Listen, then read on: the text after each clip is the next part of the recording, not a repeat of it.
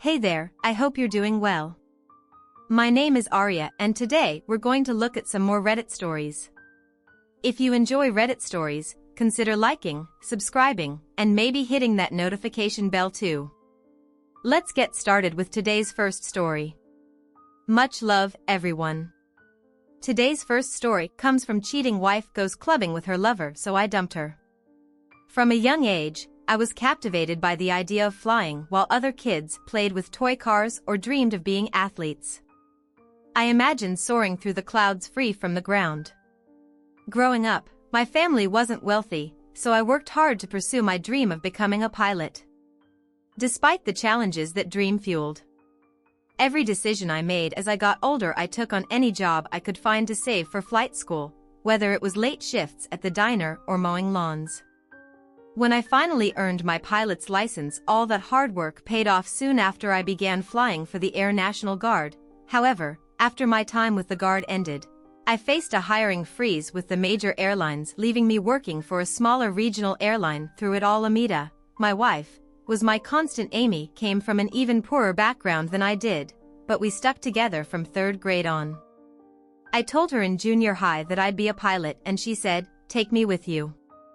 I promised and we got married as soon as we could. Amy was nearly 6 feet tall, slender, with freckles, big ears, and a large nose to me. She was the most beautiful bride. She followed me everywhere during my career, making our home cozy, no matter where we were. She was great at saving money, haggling for everything we needed, though she had a weakness for postcards, which she collected from every place We bought a fixer-upper house with our savings and my modest salary of just over $25,000. As a regional airline pilot, I didn't mind. I had Amy and the chance to fly every day. She found work with a real estate developer and we worked together to make ends meet. Life was good. Despite the slow airline hiring market, we made the best of every moment, enjoying each other and the life we built every morning. Jose, our head mechanic, gave me a ride to work. He helped me a lot with my truck and we had rebuilt almost every part of it together. Jose had escaped Cuba with his girlfriend, now wife, Maria, at 18, and he was proud of his big family, especially his kids.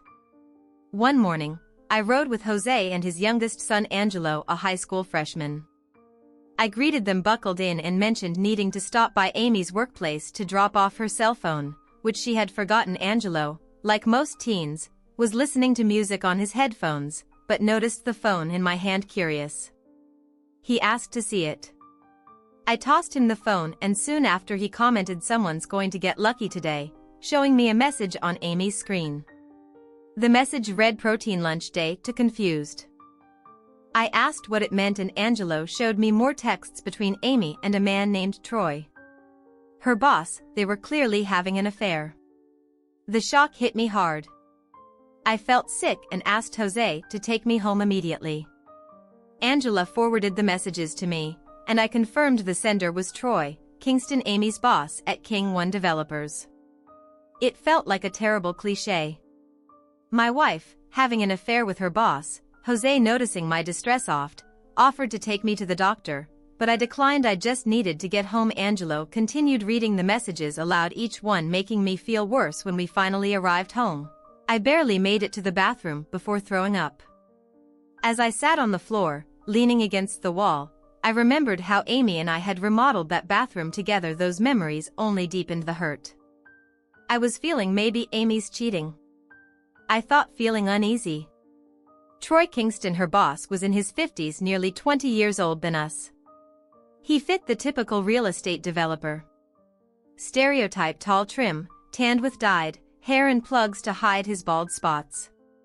He had a big voice and loved cracking jokes, both clean and crude. Trying to calm myself, I hoped it was just one of his jokes.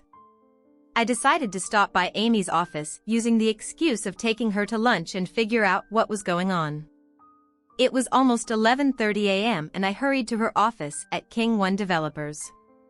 I told the receptionist I needed to return Amy's phone after making a few calls. She said Amy wasn't available. I explained I already had her number since I was holding her phone. The receptionist then mentioned she saw Amy leave with Mr. Kingston and that they often had lunch at his house or the club, ignoring the nod in my stomach. I said I'd find her later. I drove to Troy's house, which I'd been to once for a Christmas party. It was a big flashy mansion with an Olympic pool and a red Hummer H2 parked outside, indicating they were inside. The front door was unlocked, so I walked in and heard noise from the upstairs bedroom. With my heart racing, I dialed Amy's phone from behind the door. I heard it ringing muffled inside the bedroom.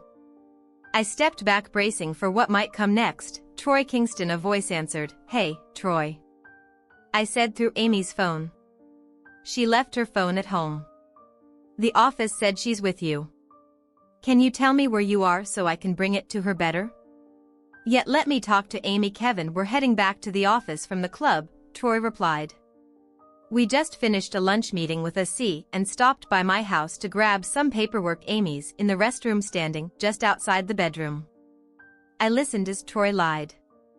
I cracked the door open and saw him shout toward the bathroom, "Amy, your husband's calling." Amy, wrapped in a towel, casually sat on the bed. The way they acted around each other made it clear this wasn't new. "Hey Kevin," Amy said, taking the phone from Troy. She flirted with him as she spoke to me, pretending nothing was wrong. "Thanks for finding my phone. I've been looking everywhere for it." I pushed the door open and stepped into the room. "They froze well, Amy," I said, pointing at her. "I don't think you'll find your phone between Troy's legs." Troy bolted into the bathroom, slamming the door. Amy stayed on the bed, dressed. I said, "We need to talk." "No," Amy replied calmly, "I'm not going anywhere with you. I like living this way." I was shocked. "You enjoy being a cheating liar." "I'm sorry you found out this way, Kevin," she said, unfazed, "but I want a better life than what you can give me. Please share your enthusiasm for this story with us. Press A if you found the video entertaining. In that case, hit B. I am truly motivated to collect more inspiring and significant stories by your feedback. Troy can provide that now, not in a few years like you might. This is what you're trading our marriage for?" I asked, gesturing around the room. "I'm not throwing anything away," Amy said, still calm. "I followed you for 15 years living like a pauper, but I deserve better. Now, I'm tired of clipping coupons and shopping for sales. I want more, and Troy can give it to me. I ask you to respect my decision." I was speechless. "Respect what, Amy? You cheating and Troy hiding in the bathroom?" She just shrugged. The room felt suffocating. I tossed the phone back to her and walked out, flipping her off. As I left, "You two deserve each other. I have flights tomorrow. Get out of my house for the rest of the month." I was in a daze. They say grief has 7 stages, but I was stuck in shock and denial for 2 weeks. How could Amy do this? Had I missed the signs? As a professional, I was trained to notice small details before they became big issues. Yet I completely lost awareness in my own life. Every morning, woke up expecting to see Amy, and then the painful memories would hit, starting the cycle all over again by the 3rd week. The emotional pain set in worse than any physical injury. Amy had shattered my heart, and the grief was unbearable. Jose and his wife Maria were my lifeline. They were the only ones I confided in, and they were just as stunned. Leaving a spouse was incomprehensible to them. Jose had taken a bullet during their escape from Cuba, and Maria had nursed him on a raft until they were rescued. They both worked tirelessly to build a life in America, while raising 6 children. Their love and loyalty were unwavering. At the end of the month, anger hit when the bank called. I was overdrawn. Amy had emptied all our accounts.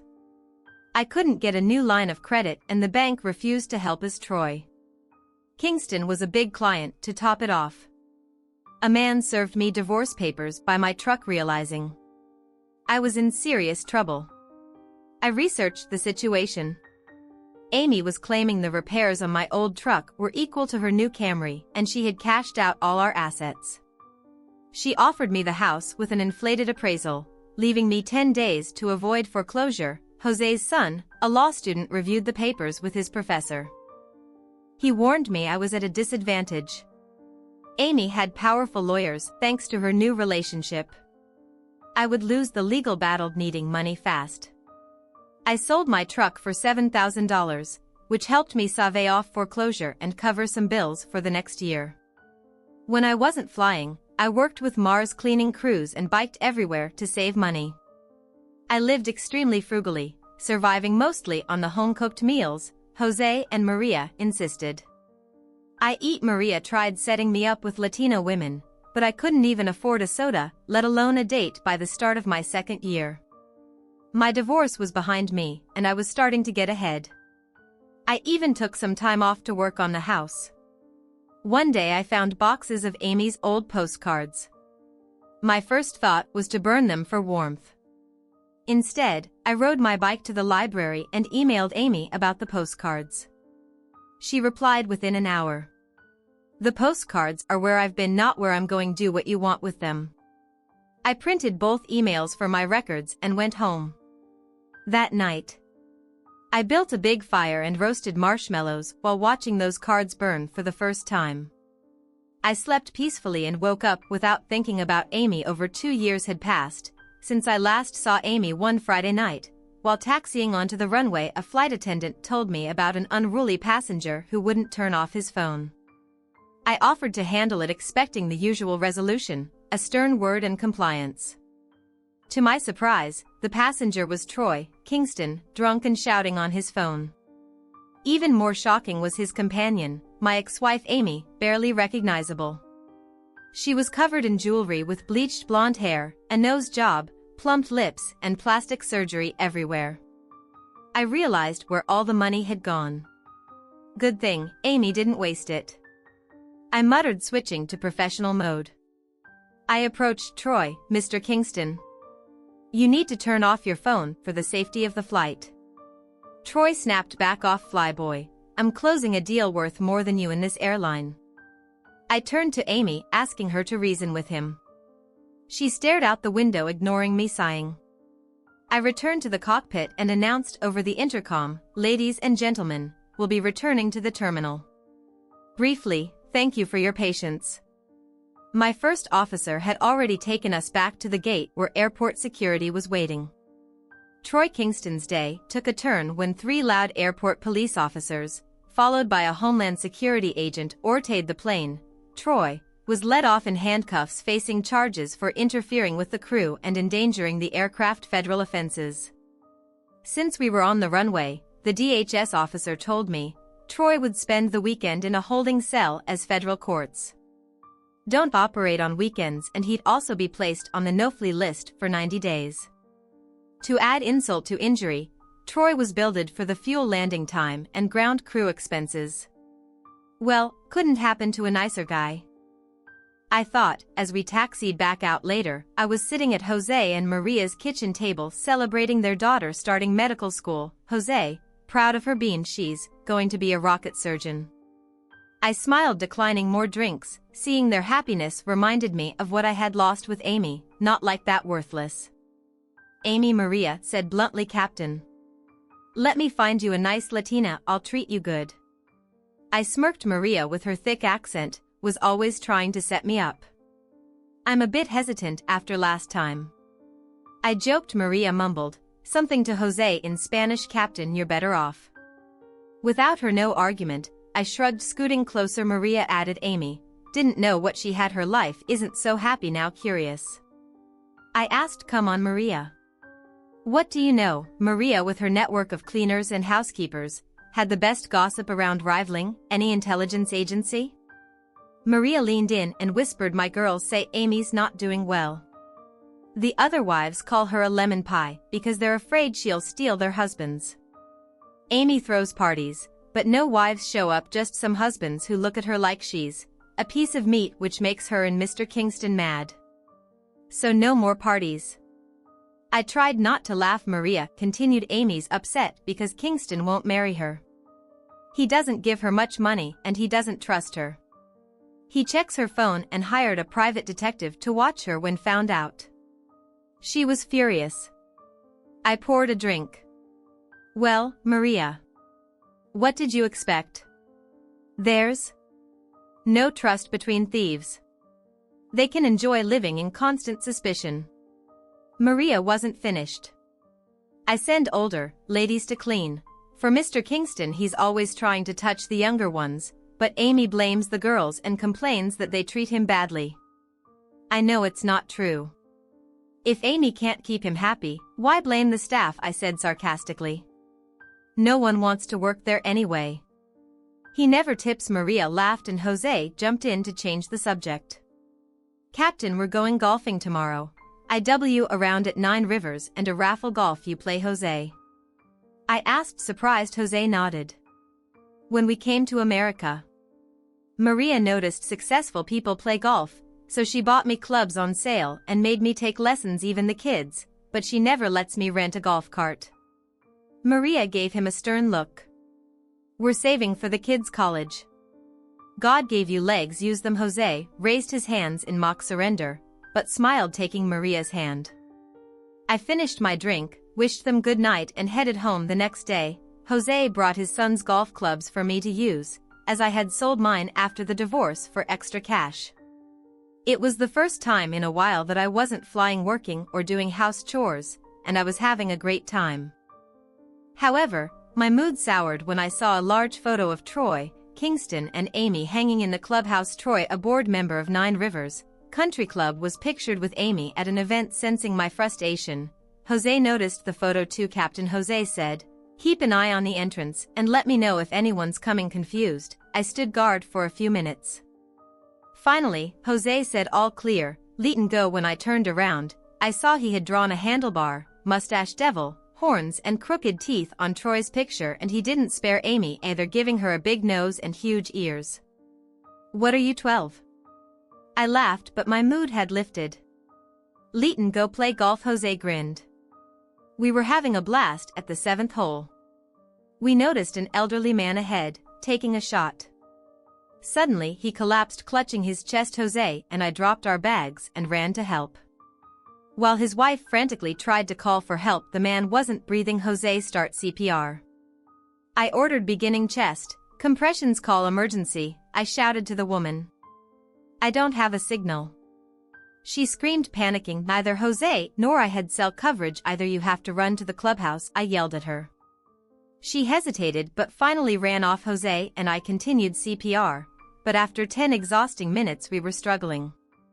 Just as I was about to give mouth to mouth, an electric golf cart zoomed up, nearly running over my foot. The girl driving the beverage cart jumped out, grabbed a small hard case and knelt beside me. Inside was a portable defibrillator, like the ones in airports. Stand back, she said, ripping open the man's shirt and attaching the sensors. Jose, get help, she ordered. Jose sped off in the cart. While she followed the defibrillator instructions and pressed the shock button, the man's chest jolted and his eyes fluttered open. He's breathing, but he needs medical help fast, she said. I wiped my forehead and glanced at her, a young slender woman with a name tag that read Lords. Just then, a Ford F-250 truck pulled up, driven by Jose. Recognize your old truck, Captain, he joked. The golf cart died. We loaded the man into the truck, Lords riding up front, and I took the driver's seat as we tore across the golf course. Lords directed me to a path, but I insisted on my own route, familiar from countless flights. Overhead, Lords was on the phone with the hospital, rattling off medical jargon. I quipped, not bad for a drink, cart girl. She shot back, I'm a nurse, Dumas. I could only manage, as we screeched into the emergency entrance, where doctors were waiting for a week. Jose and I were airport heroes, but soon after I got a letter from the 9 Rivers Country Club billing me $2 course damages. They threatened legal action if I didn't pay, but I just laughed and tossed it in the trash. It's hard to get something from nothing. I thought I never learned if the man recovered, but he was airlifted out soon after stabilizing. I tried calling Lords only to find she no longer worked at the club. After a week of searching, I asked Maria for help, and within 15 minutes she had all of Lord's info, from her phone number to her shoe size. Thanks to her network of Latino women, Maria started talking about Lords, as if she were giving a formal report. Lords is 26 years old, the only daughter of her father, an immigrant laborer she cared for until he passed away. Her mother died when Lords was a child. She's never been married, recently got her nursing degree, but hasn't taken the exam yet and works the 3 p.m. to 11 p.m. shift at Mercy nursing home. She rents a room, isn't seeing anyone, and loves vanilla ice cream with sprinkles. That's it, Maria teased, with a grin. No birthmarks, no warrants. She gave me a smile. Look, Lourdes is a good girl. She goes to Mass every Sunday at St. Paul's. Want me to set you two up? She reached into her pocket for her phone. No, Maria. I jumped up. Thanks for the phone and Lourdes' address, I'll take it from here. I heard Maria laughing as I left her house. The next day, Lourdes was sitting on her front steps. When I approached with flowers, she smiled when she saw the surprise on my face. Why, you wait so long, Kevin? How did you know I was coming? I stammered. The Latino Women's Network works both ways, Kevin. Lourdes laughed as she stood, took the flowers and headed up the stairs. You haven't had a chance, stay here. While I put these in water, Lourdes was easy to talk to. She shared how she balanced school, nursing homework and a job delivering drinks at the Nine Rivers Country Club until recently. Kevin, Lourdes began. I had a lot of debt from loans and tuition. My nursing home job covers rent and living expenses.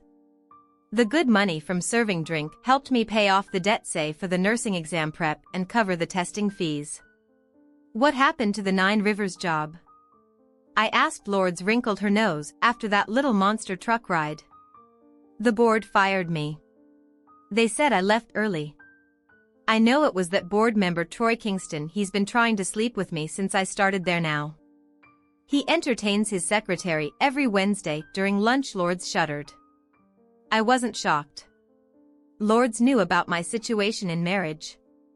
The Latino Women's Network circulated a lot of gossip. Some of it was exaggerated, and much of it was wrong, as I'd found out. You know, Kevin, Lourdes said, most of the gossip says your wife left because she switched teams. Some think it's because you were gay. Suppressing a laugh, I asked, where did that come from? Lourdes looked slightly embarrassed. Some girls on the cleaning crew were more than interested in helping you through your grief. The skirts got shorter and the blouse is lower. You never reacted, so they figured you must be gay. I laughed. You must mean Anita in Orlando. There's no way I missed their attempts to cheer me up. I slapped my knee. Lourdes, tell them. I appreciate it, but I have a strict rule. How to put this? I don't eat where I trailed off. Grinning, Lourdes chuckled. Good, I'm glad you noticed. Did your ex-wife not have that rule about work? To be blunt, I replied, Amy can eat crap. I wanted to see more of Lourdes. Kevin, I'm not Ed, but I'm not much to look at. Lourdes said. Can we meet tomorrow? I'm working on the house tomorrow, having trouble with the door hinge, I said. Maybe you made the mortise holes too shallow. How did you adjust the reveal? She asked Morty. What? I was confused. Lourdes rolled her eyes.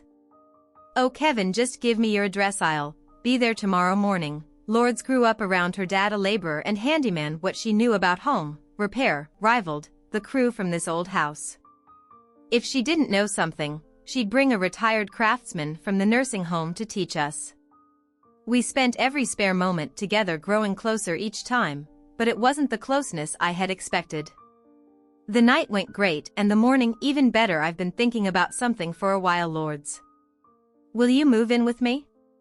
I asked. Lourdes raised an eyebrow. Kevin, I'm not the type of girl who moves in after one good night. Lourdes, I want you in my bed every night, I said, admiring her, but it's also practical. It'd be cheaper to live together than apart. You'll save on rent and reach your goals faster, passing the nursing exam and all that. I'm not a freeloader, Kevin. I'm not trading myself for a place to stay, she said, crossing her arms. I always pay my way. You'll still pay, I teased, grabbing her towel. You can keep fixing up the house for rent. Honestly, I should be paying you for everything you've done. I get more out of this deal. Lourdes threw the towel back and sat on the bed, thinking. I held my breath, waiting. Finally, she turned and said, Kevin, do you think your friend Jose will lend us his truck to move my stuff on Friday? we'd been together over 6 months now. The house had never been in better shape and I was happy.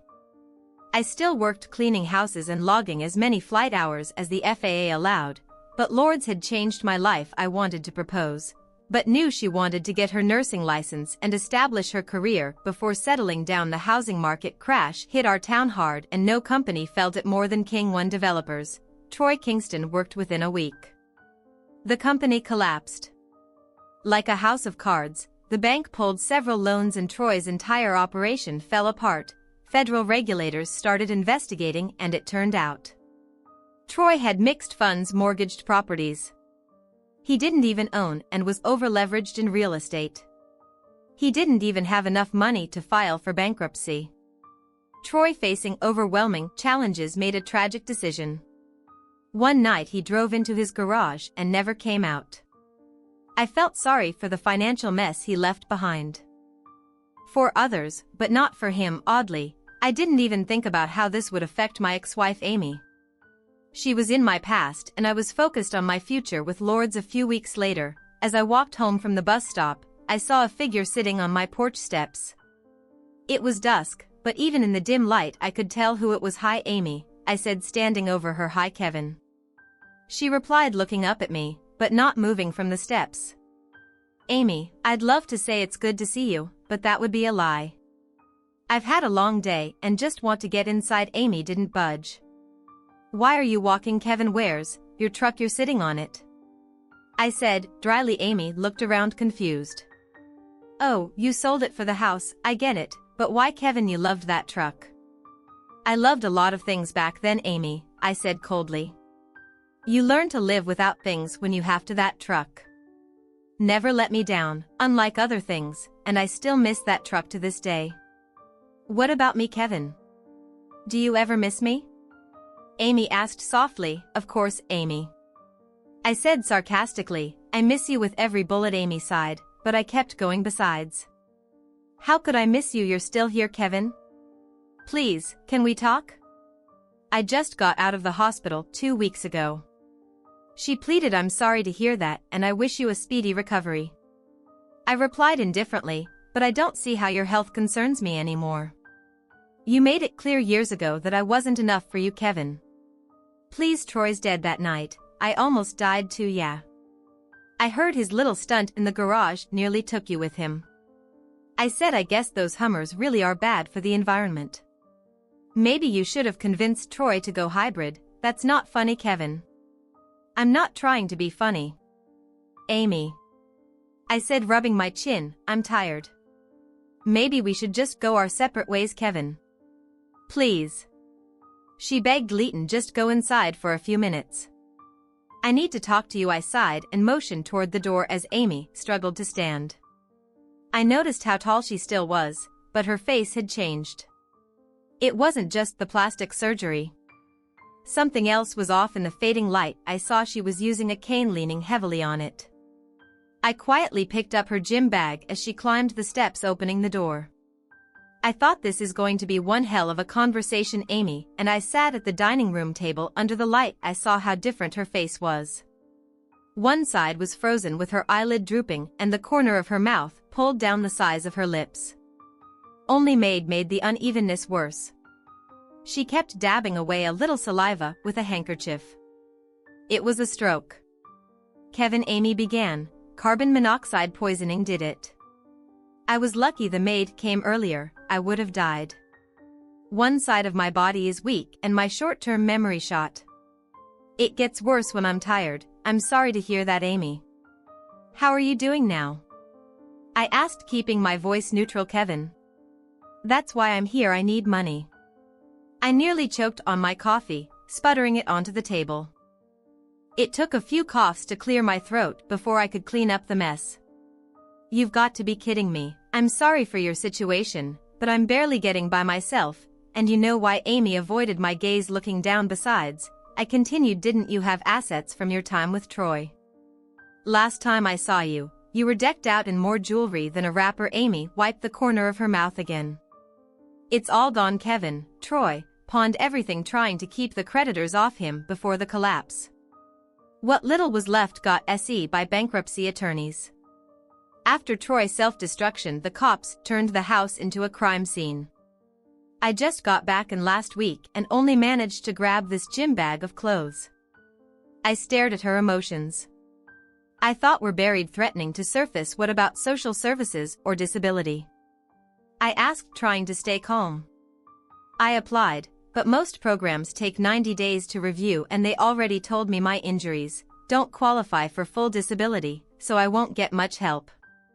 Amy explained, and none of Troy's old friends are willing to help you. Amy let out a bitter laugh. No, not anymore. None of them want me around. They're scared I'll hit on their husbands for money.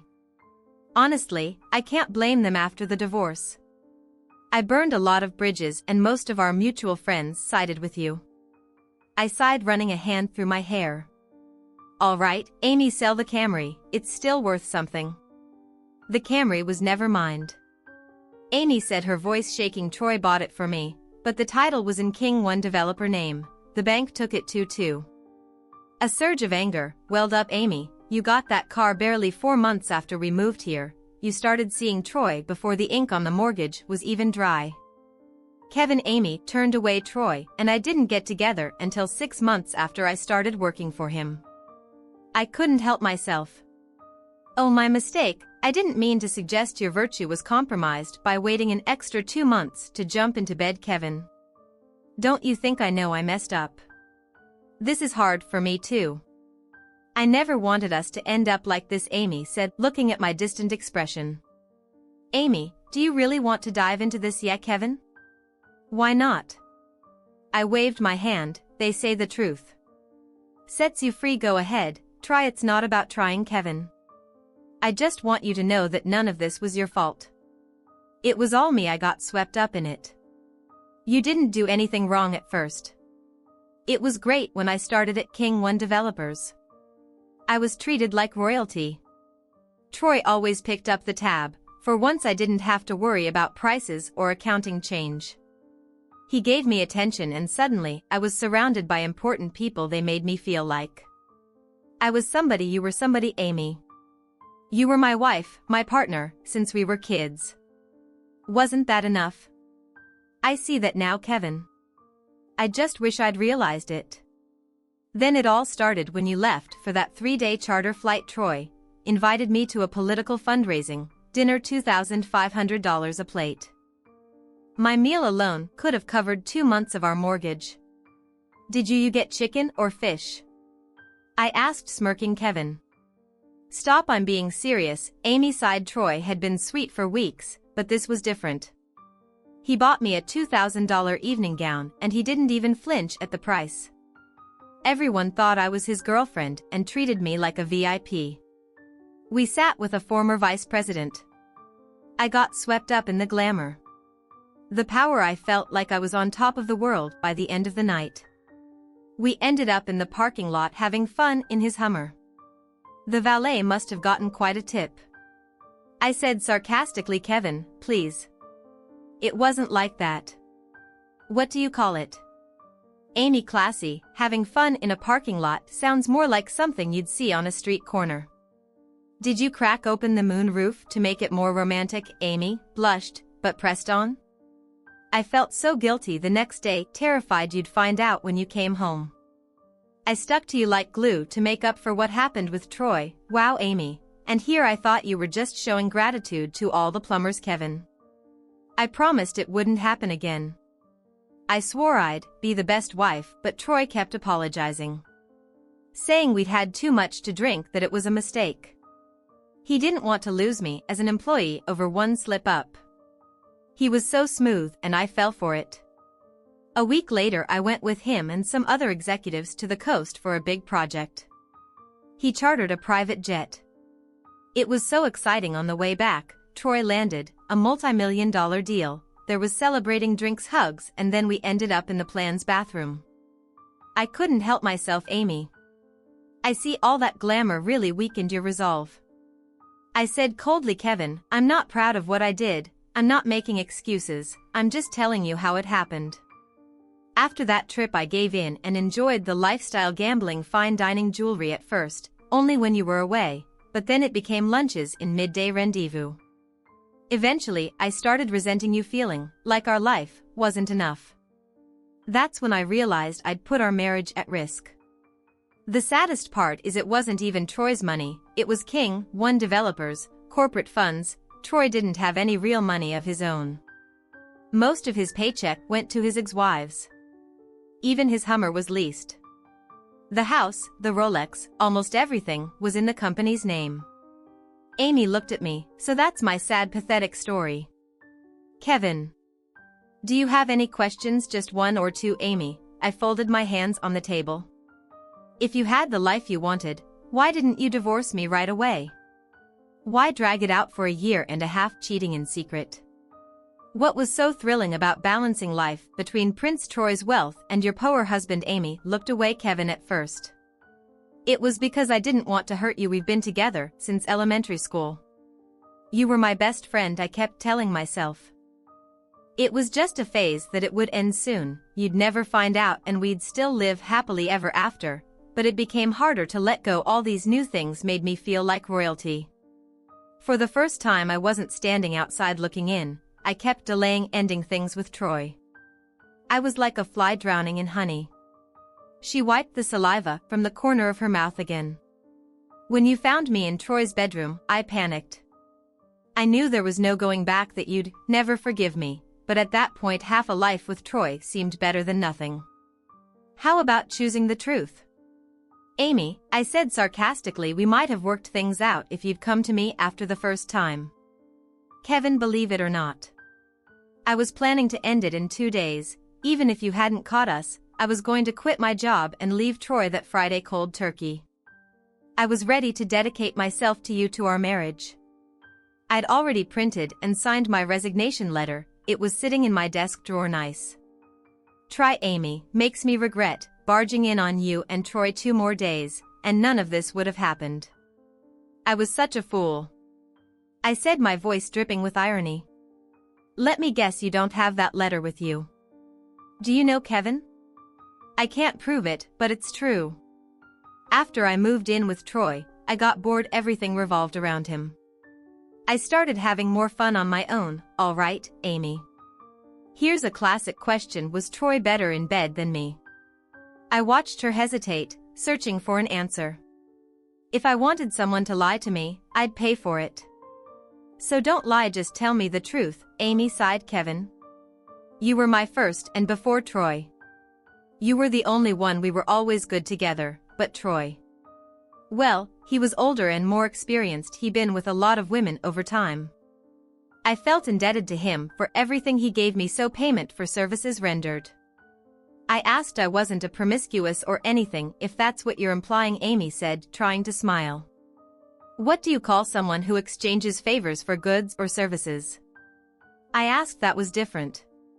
She replied stiffly, if it looks like a duck and quacks like a duck. I said, whatever, Kevin, but no, we did it in our house or our bed. Amy exclaimed, never, not even once. I pressed, no, Kevin. Troy wanted to. But for me it wasn't about the affair or even Troy or you. It was about the lifestyle. For the first time I was living first class. I thought I was rising above everything. Amy glanced around the room. I didn't want to go back to this. I continued. So Troy didn't mind sharing you for a year and a half while you were cheating on me. Was he as generous with others? After you moved in, Troy was very possessive, Kevin. He wanted me to cut you off after we started. You know, but I ignored him. I never had a relationship with both of you on the same day. Troy loved parading me around, but hated it when I talked to other men. The irony is, he had women all over the place, girlfriends, escorts. When he traveled he'd invite call girls, but when it came to other women he liked it to be just us. Once I gave in with his second wife.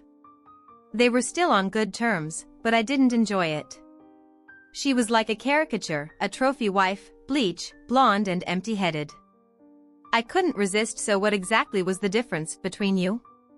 To touch, feel. Amy wrinkled her nose, as sad as it sounds. Back then I thought she had it all, the money, the looks, the front row seat to everything I wanted. I used to laugh at people like that. Then I became one of them, plastic and hollow. I smirked. Did I pay for all of Barbie's makeup or did Troy cover? The silicone. Amy wrinkled her nose again. Kevin, it wasn't your money. Troy hid the surgery costs in some project budget. I'm sure the auditors will want it back. You've always been a good negotiator, Amy. Maybe you can use some of those bedroom tricks. Troy taught you to settle with them, Kevin. I can't live like this anymore. I just want to disappear. I shook my head. Amy. If you want to go out like Troy, I can't help you? I have a garage, but no car. Sorry, I shouldn't have kept making cheap jokes about Amy.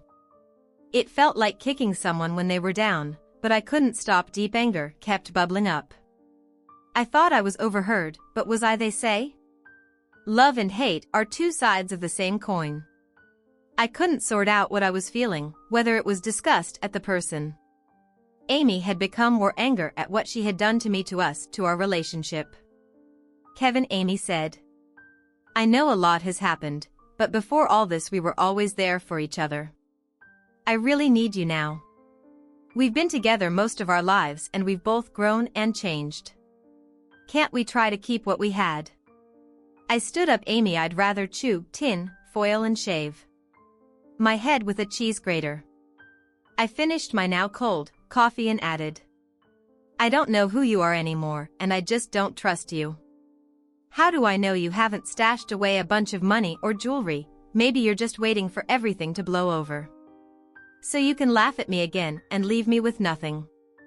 Amy slumped in her chair, her hope fading. I'll never leave you again, please. I need your help. I'm sorry, Amy. I can't take that risk anymore. It's too much. Can't or won't?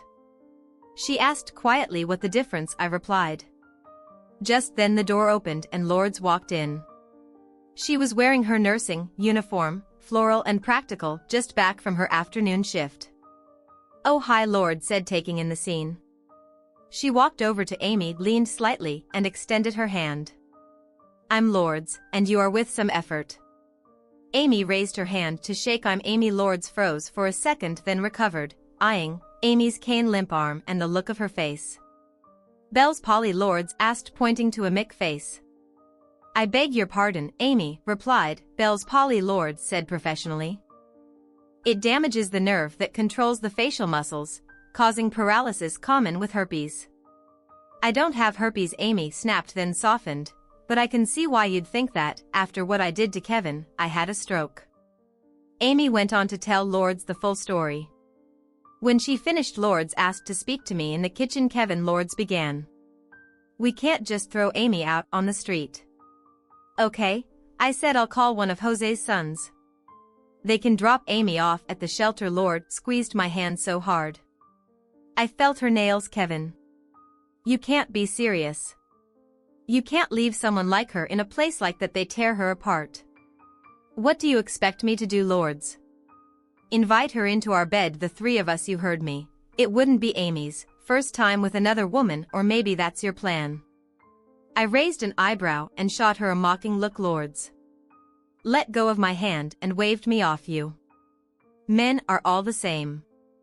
Put your fantasies away. Way more like a nightmare, I said. Losing you to Amy would have me sucking on a tailpipe. Whatever. Lourdes rolled her eyes. Amy can sleep on the couch tonight. We'll figure the rest out tomorrow. So who's this Lourdes? Now the Latin version of keep your friends close, but your enemies closer. I asked. I noticed how Lourdes had jabbed Amy earlier with the herpes remark. Lourdes lowered her gaze. Yeah. I shouldn't have said that. It was nasty, kicking someone when they're already down, she sighed. Then I remembered you, WJD, it's just one night. You better count the silverware when you wake up, I muttered. Kevin, we don't have any silverware worth stealing, Lourdes replied. Doesn't it bother you that my ex-wife with her reputation is going to sleep in this house? I asked. Lourdes looked at me seriously for a moment. I know you and, more importantly, I trust you. Besides, if you leave me for plastic and trout lips, you were never mine to begin with, Lourdes. That's never going to happen. You're stuck with me, I said, kissing her the next morning.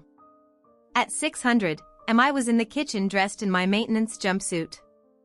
I wasn't flying that day, but had 3 houses to clean for Jose Maria's wife's company. Good morning, Kevin. Amy stood in the kitchen doorway wrapped in a blanket.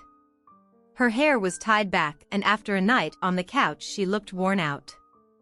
I only hummed in response, turning my attention to my cup of coffee. Kevin, do you still have our boxes of cards? Amy asked, yawning. Those were your cards, Amy? No, I don't have your postcards anymore. Where are they? She pressed. I burned them. Amy roasted marshmallows over them, actually sort of like watching our past go up in flames. Oh, Amy said, looking unhappy. We sat in awkward silence for a while. Kevin, I just want to thank you for letting me stay the night, Amy finally said. Don't thank me, Amy. I wasn't thrilled about it. Thank Lourdes, I replied. Yes, Lourdes. Amy paused. You and her? I didn't answer. My relationship with Lourdes wasn't any of a Mick business, Kevin. Amy started wiping saliva from her cracked lip. I don't know if I said this last night, but I'm sorry. Sorry for what? Amy. Cheating, leaving, taking all the money, ruining our marriage, lying, trying to take more after bankrupting me, coming back to mess up my life, or just missing all the toys Troy gave you. I stared at her, my voice cold. Be specific. I'm sorry. I wanted something more than you did, Amy said softly.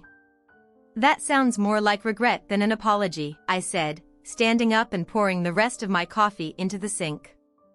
Tell me, Amy.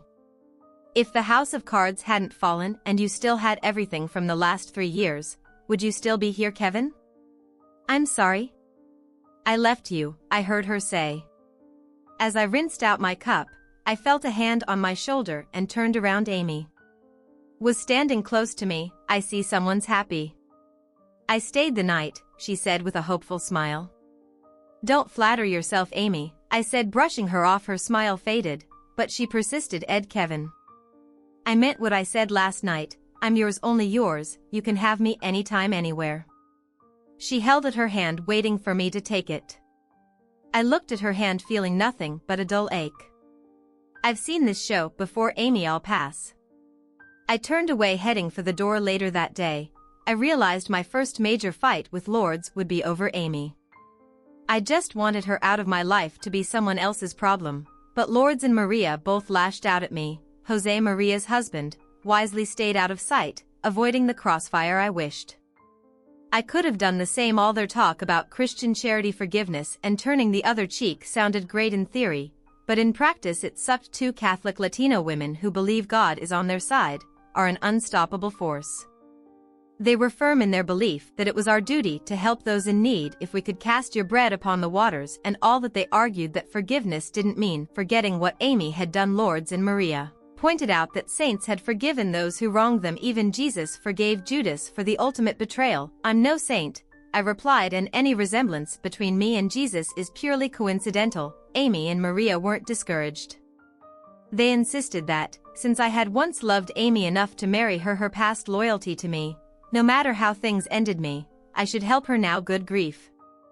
I'd rather deal with a couple of rabid badgers than those 2. Lourdes dismissed Amy's recent attempt to seduce me, calling it post-traumatic stress from the sudden collapse of her world.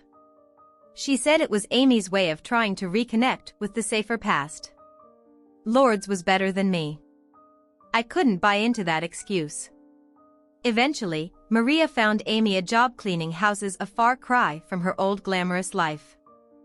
The best place we could put Amy was in the mother-in-law apartment above my garage, which Lourdes arranged. Amy paid a small rent, which helped a little. Lourdes and Amy sometimes sat together on the porch and talked. I avoided Amy whenever possible. Who wants to relive a train wreck? Lourdes said. Amy kept to herself, worked, went to church, and rarely left the apartment. I had some choice words for where I wanted to send Amy, but I kept them to myself, only muttering them under my breath a few times. In all honesty, Amy never tried to pull any stunts or hit on me again. After a few months, things finally calmed down. One evening, as I returned home from my flights, I saw Lourdes on the porch talking to an older woman with silver hair. She looked vaguely familiar. I extended my hand to introduce myself, but the woman hugged me tightly. Kevin, You remember Mrs. Talon, Lord said, gesturing toward her, and then it hit me. She was the wife of the man who had the heart attack on the golf course that day, the man we'd saved. Now I had a name and a face to match the memory.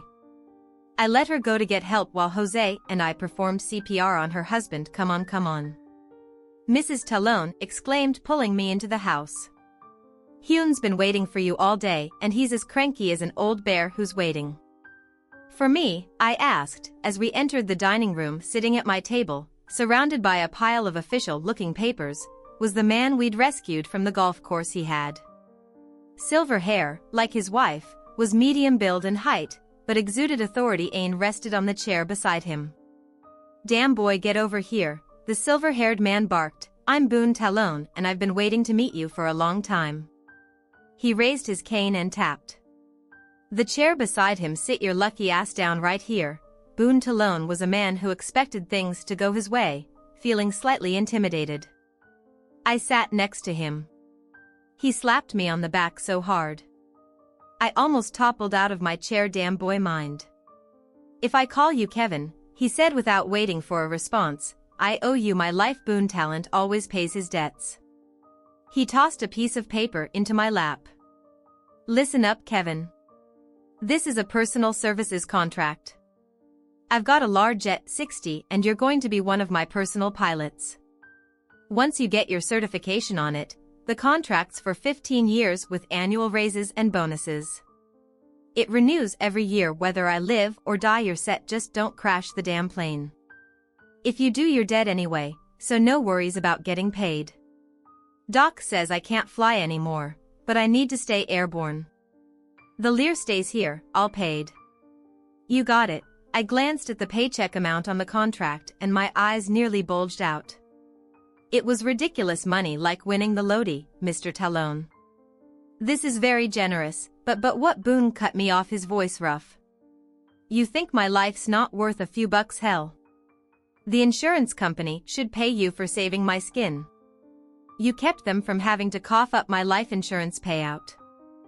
I was speechless, but Boone wasn't done. Next, he said, sliding another stack of papers my way. Here's the deed to this house, fully paid for. Consider it a signing bonus. I can't have my pilots worrying about mortgages when they're flying me around. I need them focused. He paused, then added, and there's the title for a new F-250 Power Stroke pickup. You can pick it up at the dealer tomorrow. I don't want you standing at some damn bus stop. Got it? Boone tapped his cane and said that $14 million from Nine Rivers. Forget it. My lawyers are handling it. You'll get an apology and a full membership by the end of the week. He then turned to Lords. We need to get you a nursing license.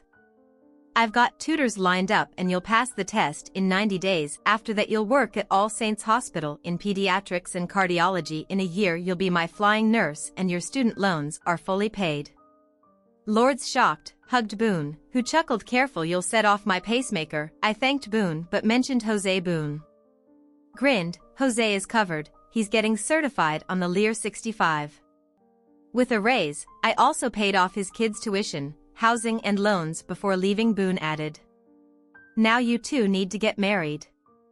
I don't like my employees living in sin. Lords and did get married, though it became a big event at Nine Rivers organized by Maria and the Latina women, with Boone footing the bill, including a cruise as a wedding gift. Amy was there too. She was doing better, but still needed a cane and had some memory problems. She rented the apartment above our garage, and though I was polite, I kept my distance. She started seeing someone from her church and I wished them well. My new job brought together my two loves, Lords and Flying Lords, sent postcards to Amy from every place we visited, and they'd sit on the porch discussing the details that would soon change, though Lords had to stop flying for a while, because we were expecting a baby soon. I'd have 3 loves. I'm going to turn this one over to you. What do you make of this situation? Share your thoughts in the comments below, and as always, a huge thank you from the bottom of my heart for getting involved in today's stories. Your love, support, and time mean the world to me.